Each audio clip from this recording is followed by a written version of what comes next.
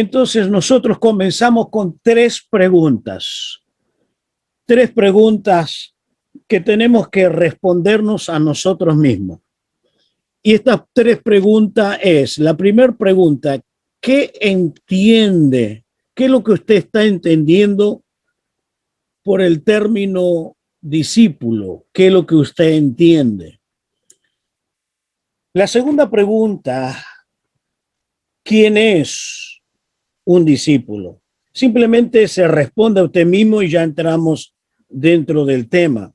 Simplemente para que usted pueda observar en el decorrer de las clases si usted se está respondiendo o usted está en el concepto correcto. Y la pregunta, ¿quién eres tú? La pregunta tiene que ver, ¿eres tú un verdadero discípulo? Entonces, estas tres preguntas son muy clave en todo este mes. ¿Qué entiendo yo por ser un verdadero discípulo? ¿Qué es un discípulo? ¿Qué es lo que tiene que dejar? ¿Qué es lo que tiene que hacer? Y la tercera pregunta, ¿quién eres? ¿Eres verdaderamente un discípulo? Bien, el discípulo de Jesús es seguir a Jesús. Es un proceso de toda la vida. Entonces, en este mes vamos a estar tocando este tema, el discípulo. Y el discipulado es un proceso de toda la vida. No es determinado tiempo, no es por una etapa. Es seguir a Jesús en todo el proceso de nuestra vida, empoderado por el Espíritu Santo para poder seguir a Jesús y ser cada día más como Él. Creo que esta es una de las grandes definiciones de lo que sería verdaderamente un discípulo. Y quiero remarcarles tres cosas aquí en este tema. Primero, es una persona que sigue a Jesús en todo el proceso de su vida. Un discípulo es una persona que sigue a Jesús toda su vida. Pero en segundo lugar, es una persona que tiene el poder del Espíritu Santo para ser como Jesús. Y luego, en tercer lugar, ser cada día más como Él, llegar a ser como Él. Y vaya que el Señor Jesús habló mucho sobre este tema del discipulado, del discípulo. Y estas tres definiciones que están aquí es lo que encerraría todo el significado de ser un discípulo. Un discípulo es un proceso que va a llevarme hasta el final de mis días. Y tengo que crecer de tal manera con la ayuda del Espíritu Santo y llegar a ser mejor, y tengo que llegar a ser como Jesús. Bien, ¿quién es el discípulo de Jesús? Entonces vamos a entrar, y lo que yo quiero colocarles en esta noche van a ser las características del Señor Jesús como discípulo. Yo aquí no voy a colocar a Jesús como discipulador, sino como discípulo. Jesús es nuestro ejemplo y nuestro modelo en toda nuestra vida, aún en poder ser un discípulo como lo fue Jesús. Vamos a mirar el primer texto, y en el primer texto me está diciendo allí en Juan capítulo 17, versículo 18, dice, como tú me enviaste al mundo, así yo los he enviado al mundo. Quiero que ustedes noten dos palabras que destaca aquí el Señor Jesús: enviar. Como tú me enviaste, ¿a dónde lo envió? Al mundo. Así yo lo he enviado, lo envío. Entonces, un discípulo es una persona enviada. Enviada, es un representante del reino de los cielos aquí en la tierra. Y es interesante que la palabra enviado, enviar, Es una palabra original que quiere decir apostoleo, apóstol. No vamos a entrar dentro de este tema, pero toda persona que es enviada tiene esta tarea, tiene esa tarea apostólica, el espíritu apostólico, no el ministerio apostólico, sino que tiene esta tarea apostólica. Y entonces somos enviados por el mismo Señor Jesús. Esto me quiere decir que yo tengo el respaldo de Cristo, tengo la autoridad de Cristo, tengo el mensaje de Cristo, tengo el respaldo, tengo la autoridad y tengo el mensaje del Señor. Entonces el Señor, después de haber cumplido su tarea como enviado, porque un discípulo es un enviado, Él finalizó su tarea como enviado, ahora Él nos envía a nosotros. Entonces nosotros somos los que vamos a continuar la obra de Cristo. Y yo quiero que usted piense ya en este momento, ya que estamos entrando dentro del tema. Esto es una introducción, pero luego voy a ir largando cada característica de Cristo. Yo quiero que usted reflexione y pregunte en su iglesia, pregúntese, en su iglesia, en su vida, ¿practican verdaderamente el discipulado? Si esto es lo que el Señor nos mandó a hacer. Nosotros tenemos dos tareas elementales fuera de la iglesia, dos tareas fundamentales. Una, evangelizar. Dos, discipular. No es solamente evangelizar, sino discipular. Evangelizar es llevar las buenas nuevas, pero luego de darle las buenas nuevas y nacer de nuevo, ahora yo tengo que discipular, ayudar a esta persona a colocar los fundamentos de la fe, el crecimiento de la fe y llegue a ser un estado de madurez. Este es el verdadero discipulado. ¿Y quién tiene esta tarea? Todos nosotros. Usted si se convirtió, si usted es un hijo de Dios, usted tiene esta tarea de discipular. No es solamente evangelizar, sino discipular. Y es una de las tareas olvidadas de la iglesia. Es una de las tareas que prácticamente ni lo recordamos en nuestros días, de practicar este verdadero discipulado. Deberíamos hacerlo porque es un mandamiento, es una orden del Señor. Es el gran mandamiento que Jesús nos mandó a hacer. Cuando el Señor resucitó, apareció 10 veces a sus discípulos, en 10 ocasiones, durante 40 días. Y durante esos 40 días, siempre el Señor los envía. Los envía. Y en eso vamos a ir viendo algunos detalles hoy. Por ejemplo, en Marcos los envía a evangelizar. En Mateo lo envía a discipular. En Lucas, quédense para recibir el poder del Espíritu para ser enviado. En Hechos de los Apóstoles también ellos necesitan ser revestidos del Espíritu para ser representante y ser enviado. Entonces, en todas esas ocasiones que el Señor Jesús apareció para confirmarle que ellos son enviados. Pero un detalle, y ese detalle es que no podían olvidarse que necesitaban el Espíritu Santo. Entonces ellos necesitaban que el Espíritu Santo los tome, los controle, los guíe para poder ser enviados. Entonces, la primera cosa, o sea, la segunda prácticamente, porque la primera ya hemos visto cómo Jesús me envió, soy enviado. Ahora, yo soy un enviado. Muy bien. Ahora, como enviado del Señor, necesito una prioridad fundamental que todos debemos practicar: mantener la comunión con el Padre. Entonces vamos a mirar este versículo de Marcos, capítulo 1, versículo 35. Dice el texto, después de haber estado en un día agotador, le voy a mostrar un poco el contexto de ese versículo. Dice, levantándose muy de mañana, siendo aún muy oscuro, salió y se fue a un lugar desierto y allí oraba. Ahora quiero que usted piense, estamos hablando de Jesús. Jesús es el ejemplo de un verdadero discípulo. Entonces, Jesús fue enviado. Yo también soy enviado.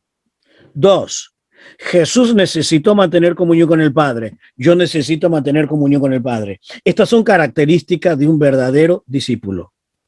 De un verdadero discípulo. Yo tengo que pasar de ser creyente a ser un discípulo, porque hay una gran brecha y una gran separación entre un creyente y un verdadero discípulo.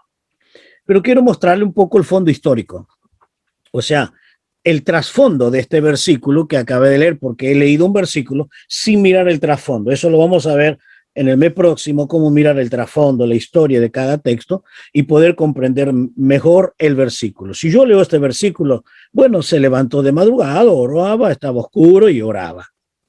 No, pero hay algo más.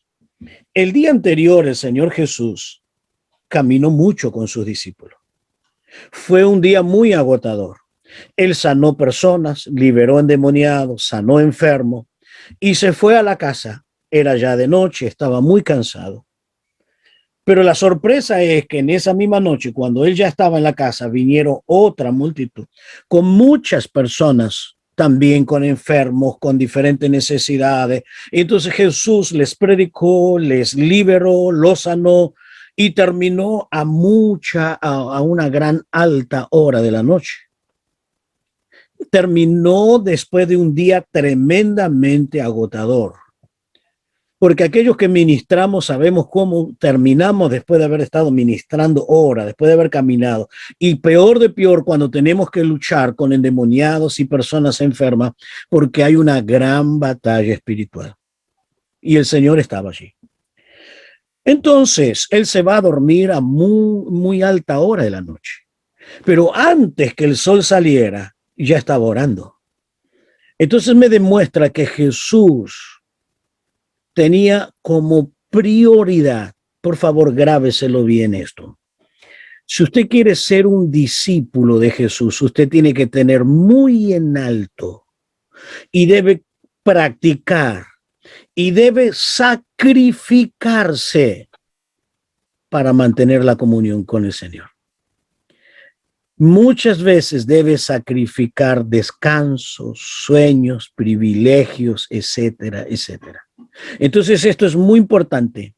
Por eso el Señor se levantó y se levantó de noche para luego seguir y continuar su ministerio.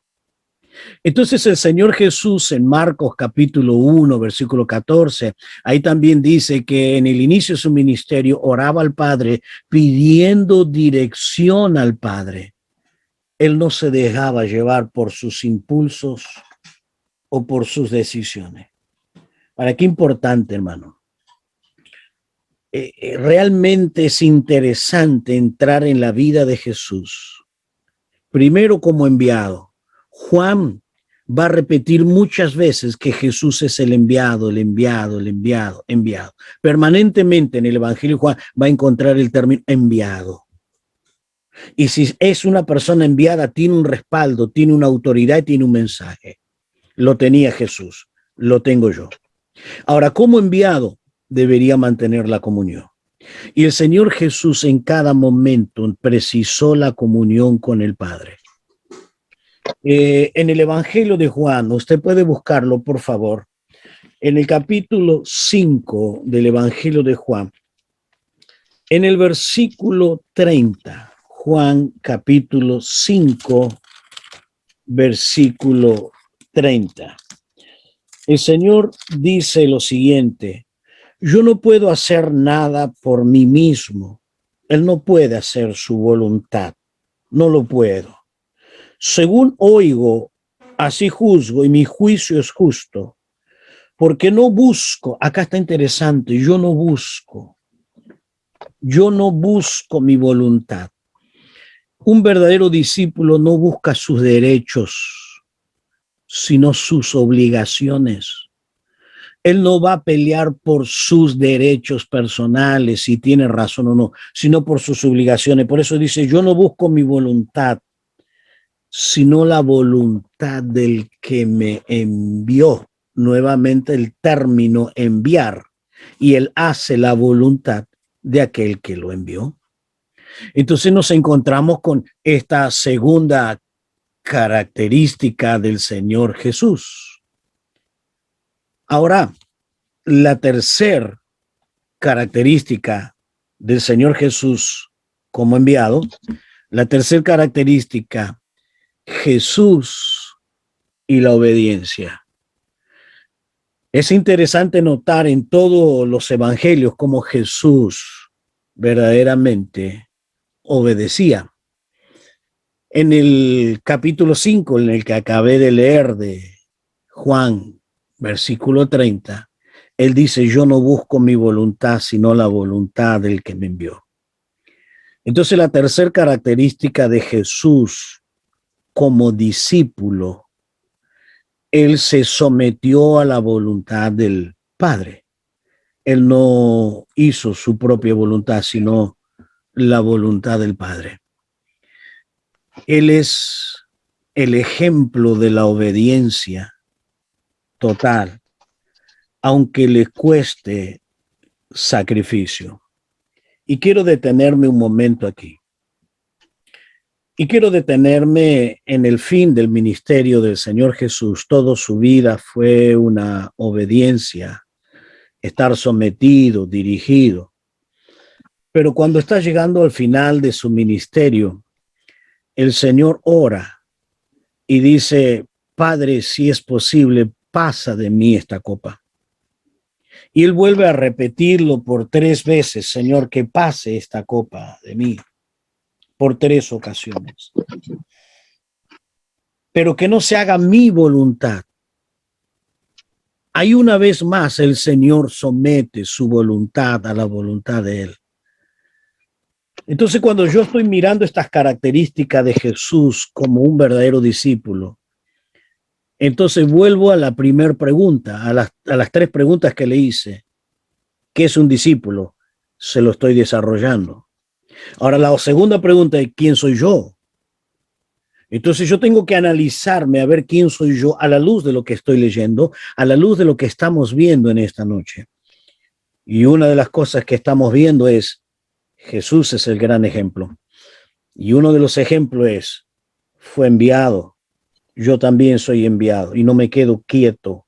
No puedo quedarme, tengo que ir como enviado. Segundo, tengo que realmente estar en comunión con el Padre. Es una característica fundamental.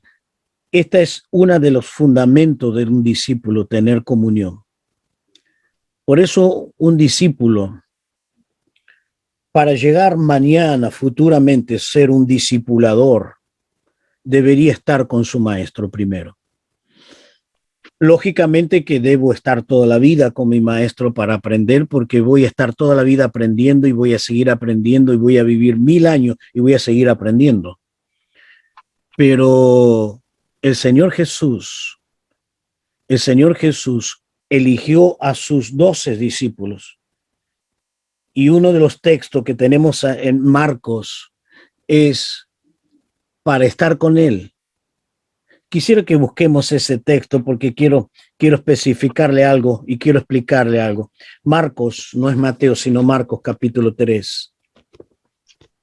En el versículo 13, allí noten que antes de ser enviado, antes de que yo salga a predicar, antes de que yo vaya a testificar, antes de cualquier cosa, miren lo que dice Marcos capítulo 3.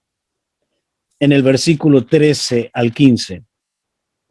Dice, después subió al monte y le llamó así a lo que él quiso y vinieron a él. Él los llama para estar con él, vinieron a él.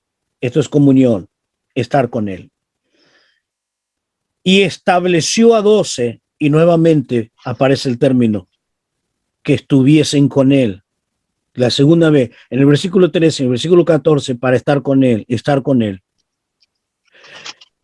Y después de estar con él, ¿y después qué? Para enviarlos a predicar. Pero primero que tenía que estar en comunión con él. Luego ser enviado por él. No me largo solo, soy enviado por él. Y tercero, versículo 15, y tuviesen autoridad para sanar, echar fuera demonios. Tres cosas: estar en comunión con él, ser enviado por él y tener la autoridad de él. Pero ¿por qué tengo que tener comunión? ¿Por qué preciso esa comunión? Por muchas razones, pero quiero darle la respuesta a la luz del contexto de un discípulo. Porque un discípulo debía estar con su maestro para absorber, recibir lo máximo posible de su autoridad, de su enseñanza, de su administración. No puedo perder ni una palabra. Por esa razón, debería estar en comunión, para no dejar nada. Pero la otra razón por la cual un discípulo estaba con su maestro es por la razón de que él debería aprender cómo él vivía. Entonces, la vida que llevaba su maestro es la vida que yo debo llevar. Entonces, el modelo de mi ejemplo es el maestro, es el Señor Jesús.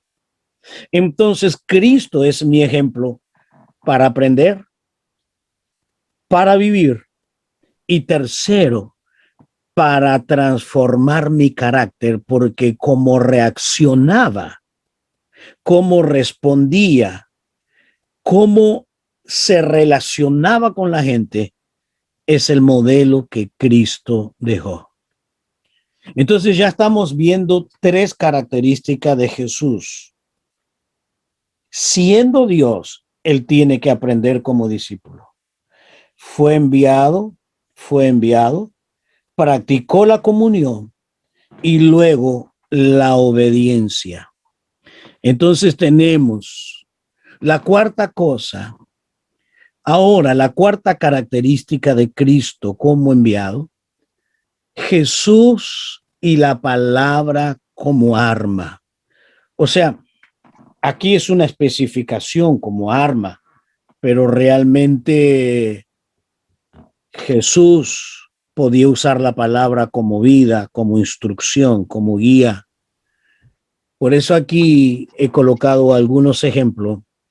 En la palabra es la que me equipa, la palabra es la que me santifica, la palabra es la que me produce fe, la palabra es la que me da dirección, la palabra es la que me ayuda.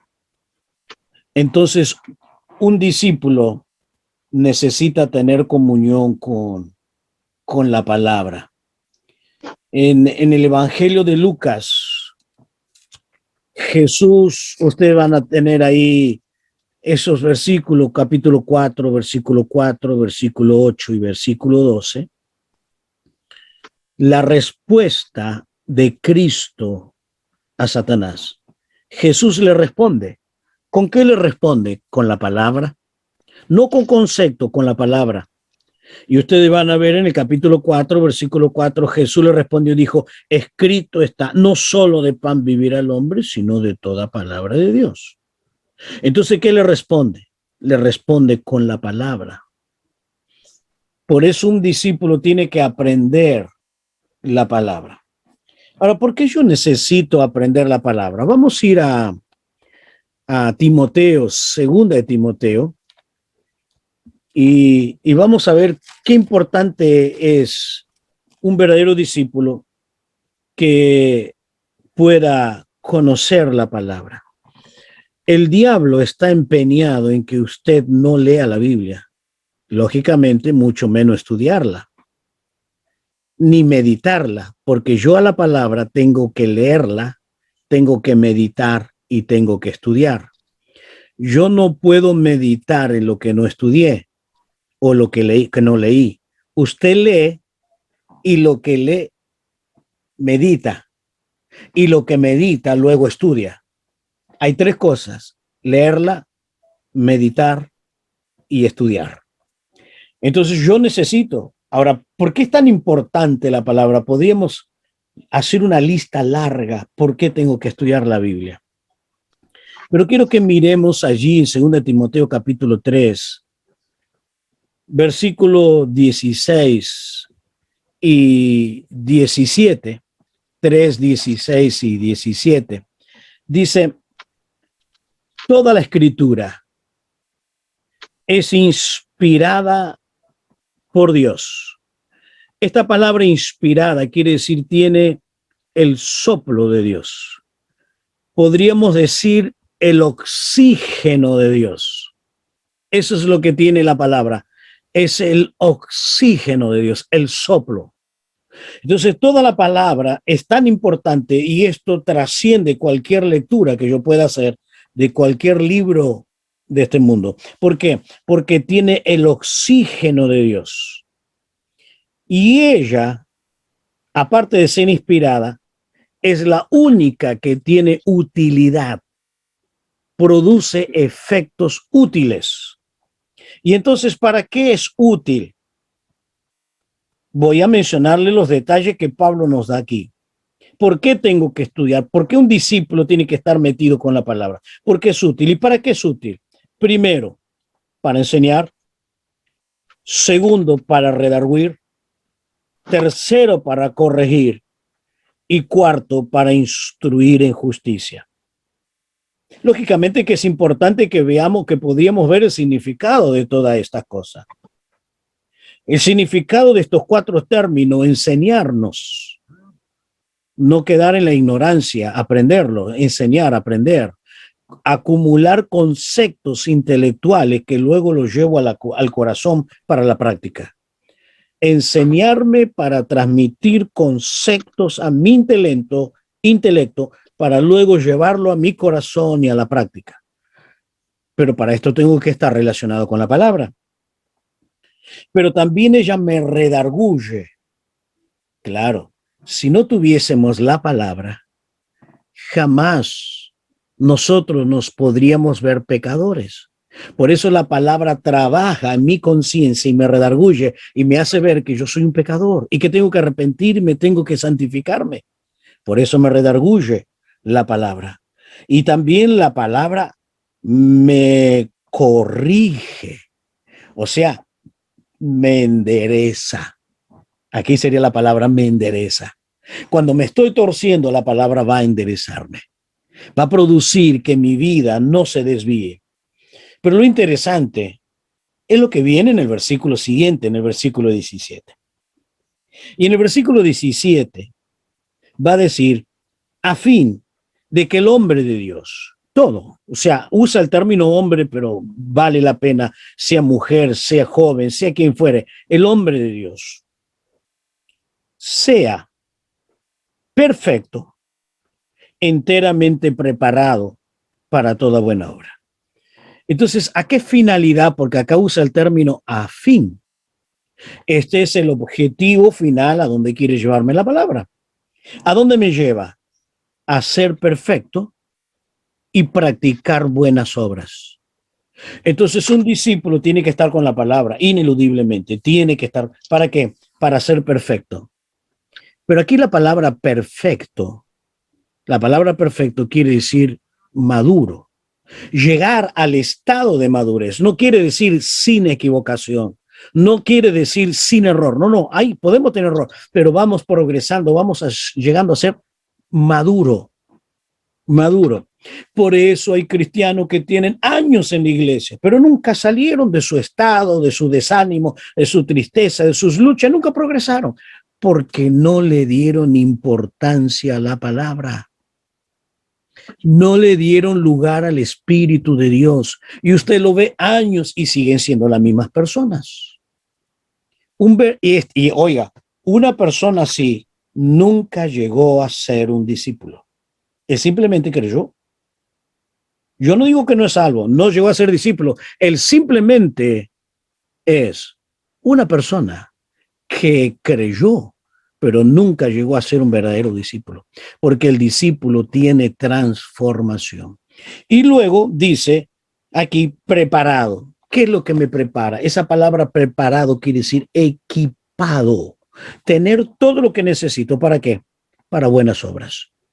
Entonces yo preciso la palabra. Entonces Jesús como discípulo fue enviado, tuvo que mantener la comunión, tuvo que obedecer, estar bajo la obediencia, la autoridad del Padre, y tuvo que conocer para usar la palabra. ¿Qué ejemplo, Jesús? Qué tremendo ejemplo que el Señor Jesús nos deja. Qué tremendo ejemplo. Es digno de imitarlo, es digno de imitarlo, porque la palabra para nosotros en algún momento va a ser un arma. Va a ser un arma a la cual tenemos que acudir para batallar con nuestro enemigo. Y la única manera de poder vencer a nuestro enemigo es con la palabra. Mi queridos, la victoria de Dios es solamente por la palabra. Muy bien, vamos a seguir una más y luego hacemos una pausa. En esta voy a introducirme y voy a continuar después de esa pequeña pausa. La quinta cosa que el Señor Jesús necesitó, Él necesitó ser lleno del Espíritu Santo. Aunque Él era Dios, pero cuando se introduce en la humanidad, Él tenía un cuerpo humano y necesitó al Espíritu de Dios. Él necesitó al Espíritu de Dios. Y en alguna ocasión dijo, si yo echo demonio es por el Espíritu de Dios. La autoridad que él tenía era la autoridad del Espíritu. Entonces él necesitó al Espíritu Santo de Dios para ser un verdadero discípulo y para ejercer el ministerio. ¿Qué cosa, no? También nosotros necesitamos el Espíritu Santo. Sin él nunca podríamos ejercer nuestra función. Y en Lucas capítulo 3, versículo 21 y 22 dice, aconteció que cuando todo el pueblo se bautizaba, también Jesús se bautizó. Orando, el cielo se abrió y descendió el Espíritu Santo sobre él en forma corporal, como paloma. Y vino una voz del cielo que decía, tú eres mi Hijo amado, en ti tengo complacencia. El Señor Jesús necesitó el Espíritu de Dios. Y creo que hay algo muy interesante acá en este relato, porque si bien prácticamente finaliza el capítulo y da inicio a otro capítulo, pero sigue el relato y continúa la relación de Cristo con el Espíritu Santo. Entonces vamos a verlo allí en el capítulo 4, en el versículo 1, que Jesús está lleno del Espíritu y es dirigido o llevado por el Espíritu al desierto. Pero no solamente esto, que Él es dirigido por el Espíritu, sino que también Él vuelve en poder del Espíritu, 4:14. Y luego 4:18 y 19, Él es ungido en el 18. Y 4:19, la razón de la unción de Cristo y el Espíritu Santo. Realmente que esto no debería pasarse tan rápidamente. Deberíamos detenernos.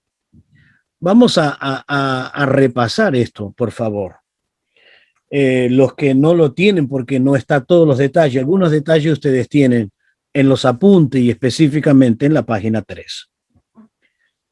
Pero muchas veces yo voy agregando algunas cositas para enriquecer el material y el concepto. En el capítulo 3, versículo 21 y 22, Jesús es lleno del Espíritu. 4:1 es llevado por el Espíritu, pero él estaba lleno. Por eso 4:1 dice, lleno del Espíritu, volvió de Jordán y fue llevado por el Espíritu, la dirección del Espíritu. 3:21 y 22, lleno del Espíritu. 4:1, dirigido por el Espíritu. 4:14, estaba en el poder del Espíritu. 4:17, ungido en el Espíritu. Y 4:18, las razones por la cual él era lleno o ungido por el Espíritu Santo. ¿Qué cosa? Ese proceso debe ser en la vida de Cristo, pero también debe ser en mi propia vida. Yo necesito esa llenura del Espíritu. Yo necesito la dirección del Espíritu. Yo necesito el poder del Espíritu. Necesito la unción del Espíritu para funcionar. Si yo no funciono, hermano, tengo que decirle, tienes que volverte para hacerte un discípulo y no un simple creyente. Dios te salvó con propósitos y para esto tienes que estar lleno del Espíritu para cumplir la tarea. Entonces repasamos estas 5 cosas que hemos visto de Jesús. Él era enviado, él tenía que mantener la comunión con el Padre, él tenía que mantener esa comunión con el Padre que él que debía practicarla. Tercero, tenía que obedecer a su palabra y estar bajo sujeción de su palabra. Tenía que usar la palabra como arma. Y quinto, ser lleno del Espíritu Santo. Bien, a esta altura, después de mirar estos 5 tópicos, me queda hacer la pregunta, ¿quién eres usted? ¿Quién somos? ¿Somos verdaderamente discípulos? ¿Estamos reuniendo las condiciones que la Biblia me coloca para que yo sea un discípulo? ¿O simplemente soy un creyente?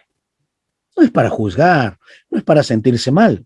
No es nuestra intención, no es hacer este seminario para que usted se sienta mal, sino para que reflexione y tome un cambio y tome una actitud. Porque Dios te dio la vida para un propósito y no mueras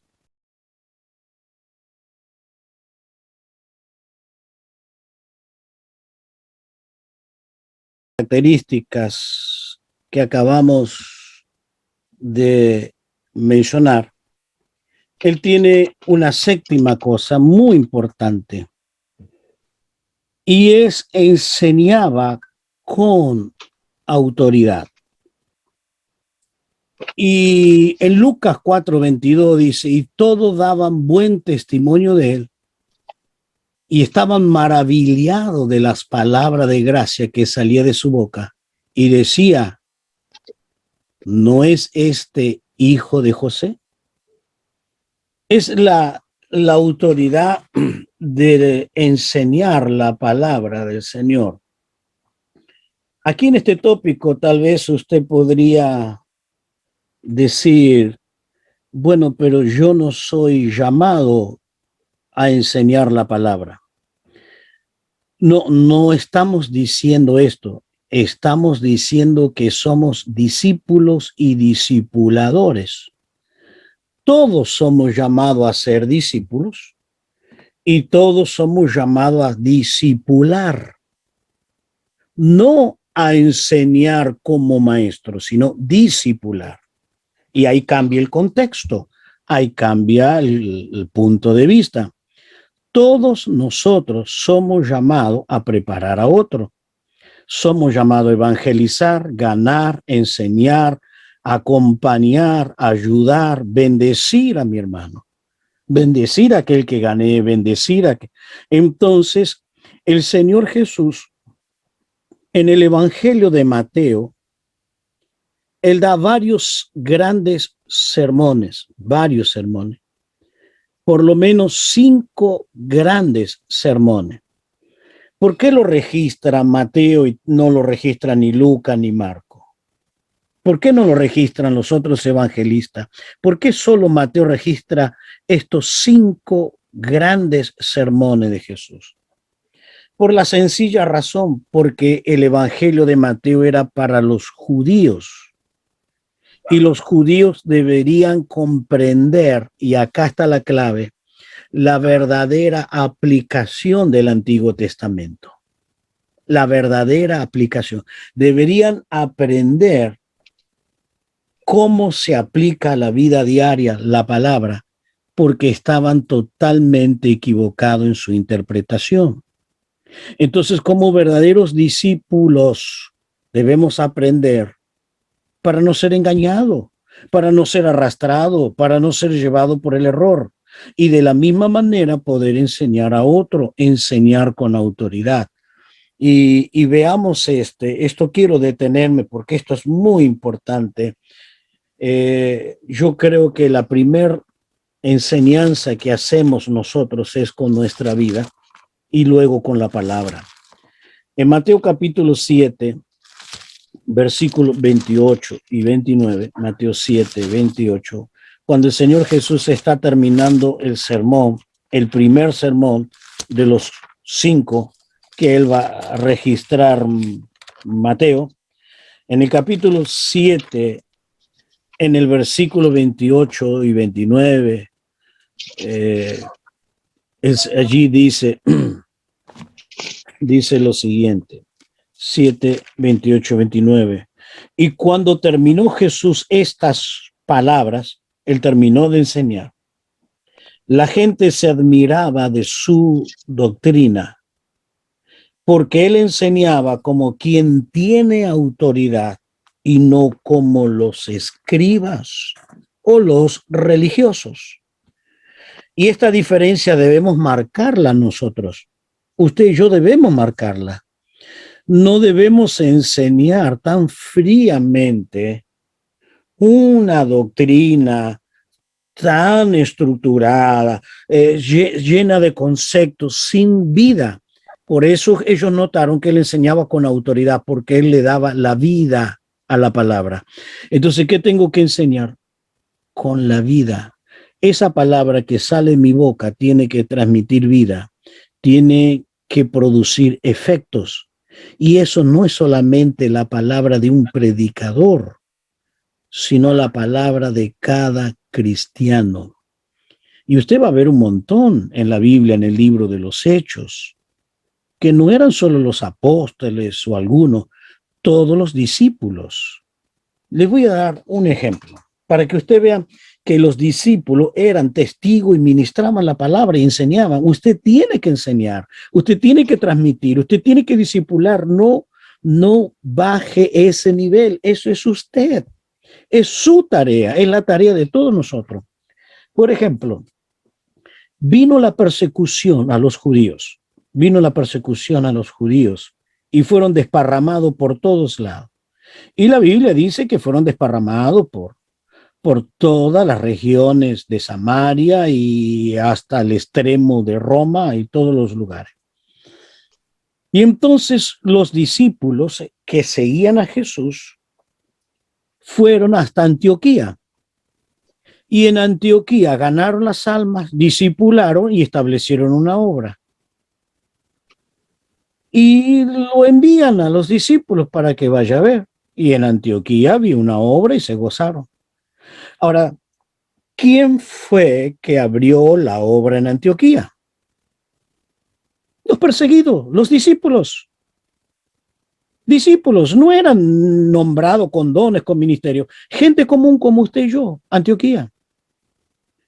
Y la pregunta, ¿quién fundó la iglesia de Colosa?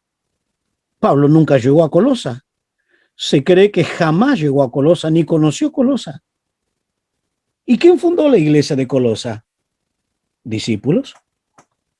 ¿Quién fundó la iglesia de Roma? Discípulos. Personas comunes. Pero ¿qué es lo que pasa? Que nosotros tenemos una mentalidad religiosa. Y esa mentalidad religiosa yo creo que está impregnada por el catolicismo. ¿Y por qué creo esto? Porque el católico dice, no, el cura que lo haga todo, el cura que haga todo, el cura que visite, el cura que predique, el cura que haga esto, el cura que lo... Y yo creo que tenemos esa mentalidad, el pastor haga todo, el pastor, no, usted es un discípulo también. Esto es un discípulo, usted tiene que evangelizar. Dios lo llenó de poder para sanar enfermos, usted tiene que orar por los enfermos y sanarse. Usted, porque ¿qué dice Marcos? Y a todos los que creyeron, les dio autoridad. ¿A quién? A los que creyeron. No pastor y evangelista, a los que creyeron. ¿A quién le dio la autoridad y el poder? A usted y a mí, a todos los que creyeron.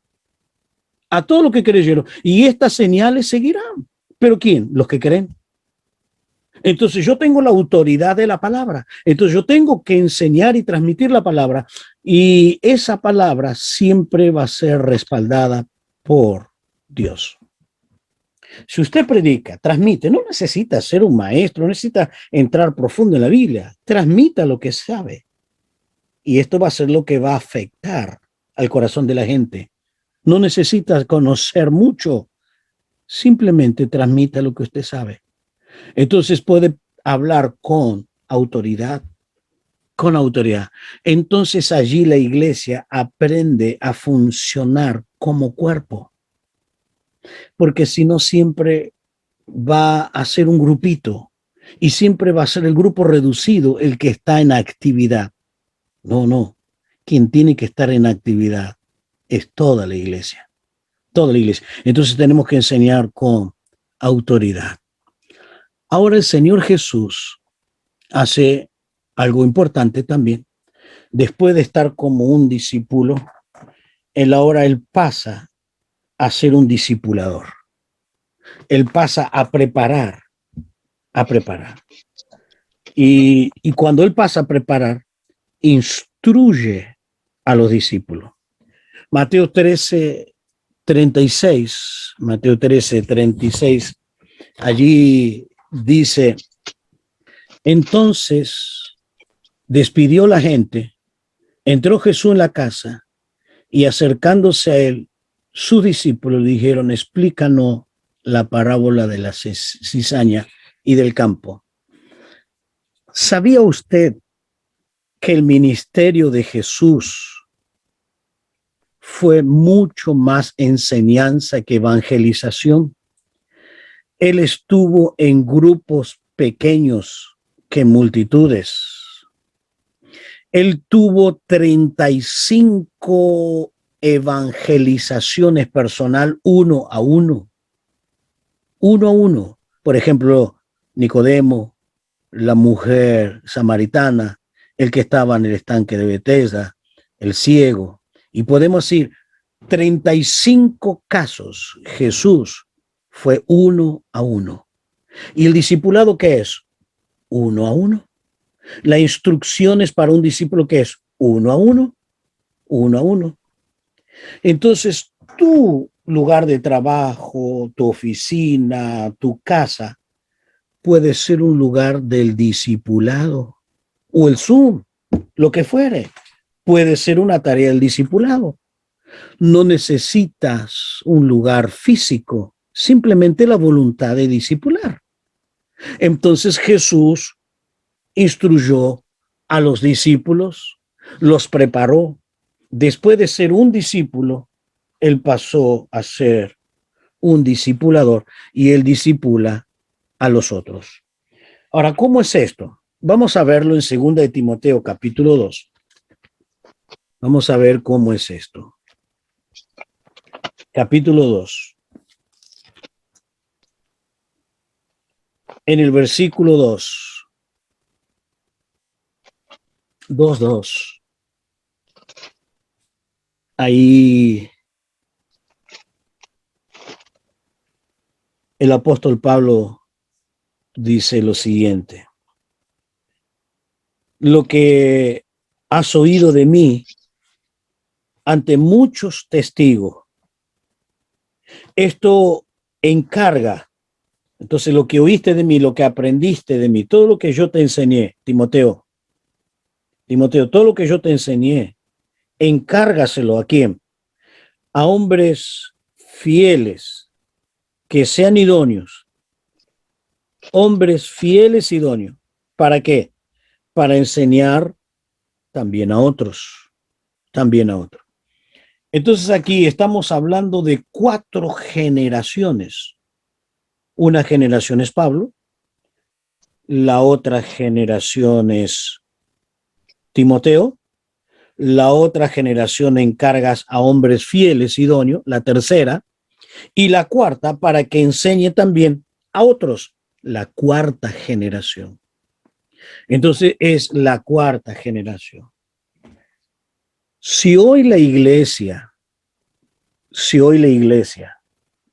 está mal, porque realmente está mal, está inundada de falsas doctrinas, de herejías, de todo lo equivocado, lo errado, es porque nunca la iglesia practicó el discipulado.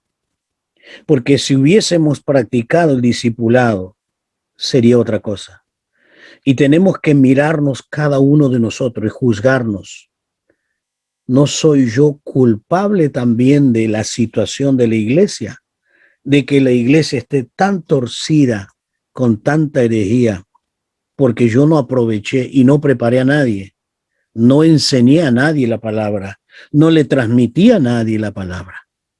Entonces tenemos que mirarnos a nosotros mismos. No he cometido yo ese error de no enseñarle a otro para que pueda enseñarle a otro y así sucesivamente por generaciones. Por eso Jesús le dejó esa gran tarea. Y la gran tarea es enseñar, transmitir el discipulado. Es una tarea que cada uno de nosotros tenemos. No podemos escaparnos. Cada miembro de la iglesia es un discipulador. Es un discípulo, pero a su vez es un discipulador. Ninguno de nosotros puede escapar de esta responsabilidad. Por lo menos enséñele a uno, transmítale a uno solo, transmítale la palabra, enséñele la palabra, gánelo, testifíquele de Cristo. Y la última característica, la última característica de Jesús les envía a compartir lo aprendido. El Señor les envía a que comparta lo que ellos han aprendido. Yo creo que este texto hasta lo sabemos de memoria. ¿Quién no leyó más de una vez este versículo? Pero cuán lejos estamos de practicar este versículo. Estamos muy lejos de llevar a la práctica y a la obediencia este versículo. Y quiero leerlo porque quiero remarcarle algunas cosas. Y dice en este versículo 16, pero los 11 discípulos fueron a Galilea, al monte donde Jesús le había ordenado. Y cuando le vieron, le adoraron, pero algunos dudaban. Por esa razón necesitaban el Espíritu, porque el Espíritu iba a hacer revivir toda la palabra que el Señor le enseñó, toda la palabra que hablaba de él. Por eso el Espíritu reavivaba la palabra, para que ellos creyeran. En el versículo 18, Jesús se acercó y les habló diciendo, Jesús le habla y le dice, toda potestad me dada en el cielo y en la tierra. Noten que hasta aquí Jesús jamás había dicho esto. Él lo dice después de resucitado. Después de resucitado, él dice, toda potestad me es dada en el cielo y en la tierra. ¿Por qué lo dice? Porque él había triunfado sobre el pecado, sobre los demonios, sobre Satanás. Había triunfado. Y entonces él dice, yo tengo todo poder. Entonces él se está anticipando a lo que le va a decir, a lo que le va a ordenar. Él se anticipa. Tenga en cuenta esto. Él se está anticipando quién él es antes de decirle lo que ellos deben hacer. Y entonces ellos deberían confiar en quién lo está enviando. ¿Quién lo está enviando? El que tiene todo poder. Y yo me pregunto, ¿tengo esa seguridad que él tiene todo poder? Bueno, vamos a ver ahora el versículo 19. Por tanto, id y haced discípulo a todas las naciones, bautizándolo en el nombre del Padre, del Hijo y del Espíritu Santo, enseñándoles que guarden todas las cosas que os he mandado. Y aquí yo estoy con vosotros todos los días hasta el fin del mundo. Dicho de paso, antes de analizar estos dos versículos, el 19 y el 20, dicho de paso, una de las materias que vamos a estudiar va a ser hermenéutica y vamos a estudiar el contexto. Y acá en este versículo yo tengo que estudiar el contexto, porque hay muchas personas que agarran la última parte del versículo y dice, el Señor está conmigo. Él me prometió, yo estoy con vosotros todos los días del mundo. No, señores, el Señor no te dice eso. El Señor le dice a los que obedecen, a los que van a trabajar con responsabilidad, para ellos es la promesa. Por eso le dice, versículo 20, enseñando que guarden todas las cosas que os he mandado. He aquí, a aquellos que enseñan, que transmiten, que cumplen la misión, el Señor está con ellos. Eso es el contexto, estudiar lo que está diciendo, no una parte. Yo cuento con el Señor que me acompaña hasta el fin si obedezco. Si no obedezco, no cuento con el Señor. Eso es estudiar el contexto del texto. Entonces yo tengo que mirar el texto completo. El texto completo. Simplemente una pequeña aclaración. Entonces, aquí el Señor dice, por tanto, id. Esta palabra ahí se ha estudiado por siglos. Algunos dijeron que es un imperativo, después han cambiado. Pero nosotros no vamos a darle la importancia si es un imperativo o no es un imperativo. Pero sí vamos a mirar el sentido práctico de esta palabra de id. Este término id significa mientras tú vivas. Porque algunas personas pueden poner la excusa, no, pero yo no puedo ir, yo no voy a dejar mi casa, no voy a dejar mi trabajo. No está diciendo esto el Señor. El Señor no dice que deje tu casa, que deje tu trabajo. Cuando Él dice id, mientras tú vivas, ¿qué quiere decir? Cuando tú vas al mercado, cuando tú vas a la panadería, cuando vas a la carnicería, en tu taller, donde quiera que esté, tienes que enseñar, tienes que transmitir. Eso es ir, estar yendo, estar en el cotidiano de cada día que estoy en algún lugar, evangelizo, discipulo, enseño. Eso es ir. No es dejar tu casa, dejar todo, irte al otro lado del mundo. No está diciendo eso. Ir es mientras tú viva. Ese término ir quiere decir mientras tú viva. En toda la trayectoria de tu vida, tú tienes que hacerlo. Tenemos que hacerlo. Entonces, ese significado. Y entonces, ¿a qué tengo que ir? ¿A dónde yo voy? A ser discípulo. A ser discípulo. Entonces Dios me da la tarea no simplemente de evangelizar, sino de preocuparme por esa alma que gané y ver cómo estar, transmitirle la palabra, enseñarle y estar cotidianamente o semanalmente con esa persona discipulando. Por eso dice, id y haced. Formarlo, hacer es formarlo. ¿Qué tengo que formarlo? Un discípulo. Un discípulo. Yo tengo que formar esto. Esto es, vuelvo a insistir, es la tarea, la obligación que cada uno de nosotros tiene. Tenemos que hacerlo. Discípulo. Es la única manera que la iglesia se extienda. Ahora, esta tarea de hacer discípulo es una tarea muy lenta, con mucha dedicación, con mucho esfuerzo, porque cuando tú vas a discipular a alguien vas a tener que tomarte tiempo, renunciar a tu tiempo, vas a tener que prepararte, vas a tener que orar, vas a tener que ayudar. Y esto cuesta. Mire si cuesta, que al Señor Jesús le costó 3 años de preparar a sus discípulos. Y aun cuando ya estaba finalizando, ni entendían nada. Los 2 discípulos camino a Maús le dijeron, tú no sabes que ha muerto Cristo y que ha muerto el Señor y todo habla. Ni siquiera creían que había resucitado. 3 años estuvieron con Jesús. Y no creían todavía en su resurrección. Tomás todavía, si yo no coloco mi mano en su costado, no creeré.